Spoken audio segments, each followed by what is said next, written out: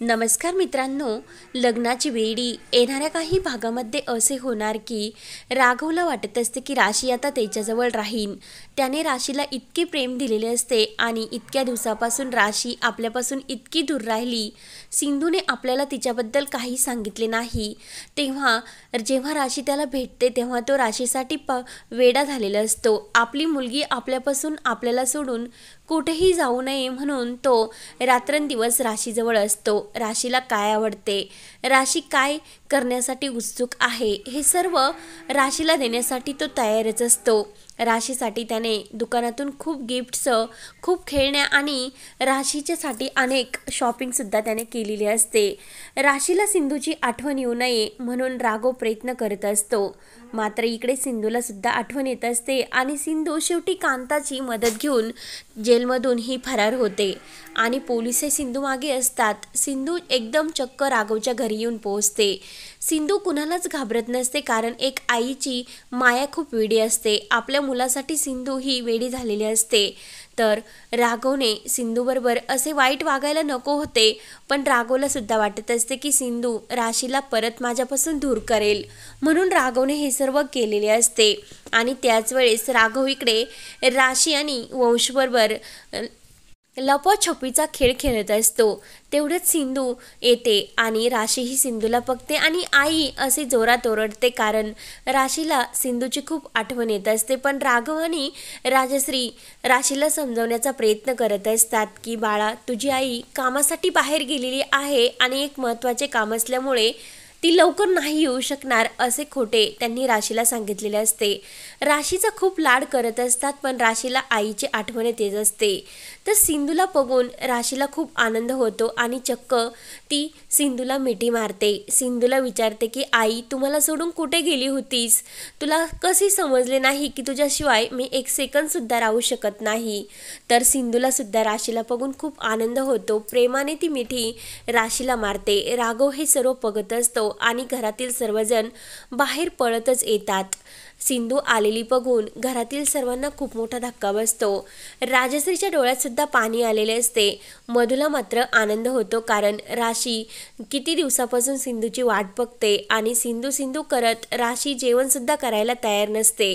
सिंधू आणि राशी एकमेकांना भेटल्या म्हणून मधूला खरंच खूप आनंद होतो.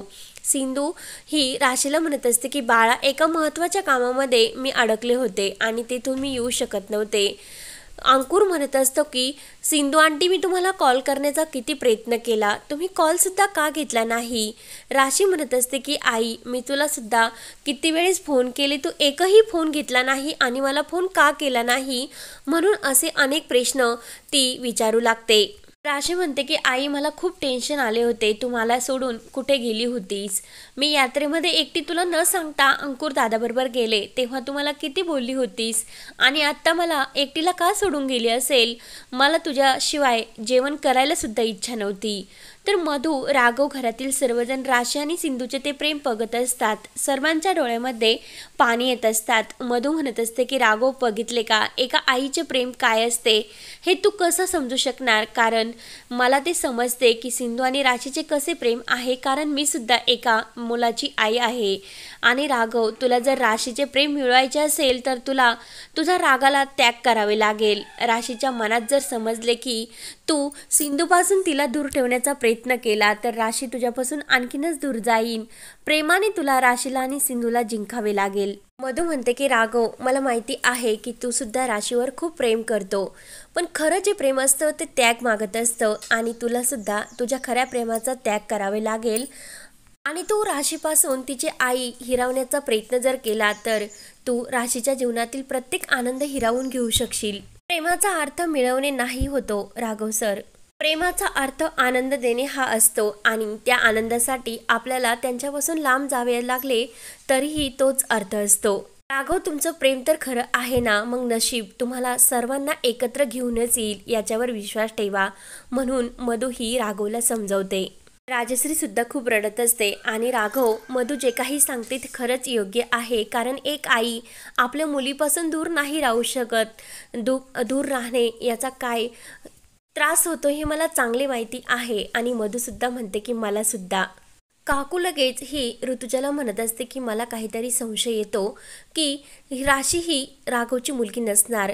तर ऋतुजा म्हणते की हो मला सुद्धा तेच वाटते आणि ऋतुराज सुद्धा तेच म्हणत असतो की रत्नाकर म्हणतो की तुम्हाला हे सर्व बोलताना लाज कशी वाटत नाही.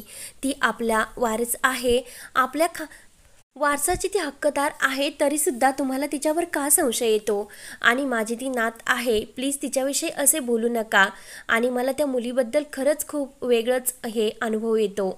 म्हणून रत्नाकर सुद्धा राघवला समजावतो आणि राशीला तू प्रेमाने जवळ घे, तिला इतके तिच्या आईपासून तोडण्याचा प्रयत्न करू नको, कारण सिंधू आणि राशीचे सुद्धा खूप प्रेम आहे. आणि राघव तुझे सुद्धा आपल्या मुलीविषयीचे प्रेम समजवते. तेवढ्यात पोलीस हे सिंधूला पकडण्यासाठी आलेले असतात. तर राघव त्यांना वॉर्निंग देतो की तुम्ही माझ्या मुलीसमोर कोणताही असा तमाशा करू नका. म्हणून पोलीस तिथेच उभे राहतात. तर सिंधू ही राशीला घेऊन तेथून जायला निघते. राशी ही पोलीस अंकलला बाय बाय करते. राघवच्या डोळ्यात खूप पाणी येत असते की राशी त्याच्यापासून दूर चालली असे त्याला वाटत असते. तेव्हा सिंधू राशीला घेऊन जाते आणि राघवला जे राशीसाठी त्याने शॉपिंग केलेली असते प्रत्येक वस्तू तो राशीला आठवत असतो. राशीची त्याला आठवण येत असते आणि प्रत्येक गोष्टीला बघत तो एक रडत असतो.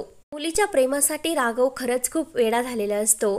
रत्नाकर तेथे येतो आणि राघवची ती अवस्था बघून रत्नाकरला वाईट वाटते. रत्नाकर म्हणतो की अरे खरंच सिंधू आणि राशीचे सुद्धा खूप प्रेम आहे, पण तू वेगळा गैरसमज करून घेऊ नको. तुझे खरंच प्रेम राशीवर खूप आहे, कारण ते प्रेम आम्हाला सुद्धा दिसून आले.